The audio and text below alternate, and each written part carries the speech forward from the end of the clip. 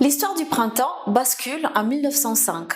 Jaluso est poussé à la démission à cause d'une grave crise économique et une nouvelle direction va prendre sa place et va essayer d'aller plus loin en essayant d'imposer une nouvelle stratégie. Cette nouvelle stratégie donc démarre avec de nouveaux locaux, un hall, de l'éclairage qui va émerveiller les visiteurs, qui va être considéré aussi assez audacieux.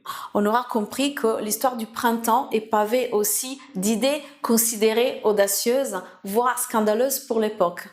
Quand Jaluso avait acheté les bâtiments qu'il a agencés à un grand magasin Printemps, ces grands magasins étaient déjà dotés de vitrines extérieures. Ces vitrines extérieures, vers le 1910-1912, vont être finalement agencées en vraies vitrines d'animation.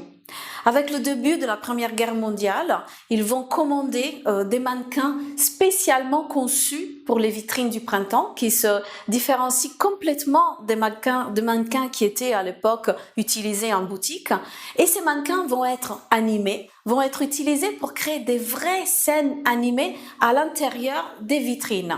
Évidemment, la Première Guerre mondiale, c'est une tragédie. Et pour les Parisiens, le fait de venir au printemps et de regarder ces vitrines animées qui reconstruisaient un petit peu la vie de tous les jours était un facteur de distraction et donc favoriser les ventes dans cette période un petit peu catastrophique de l'histoire.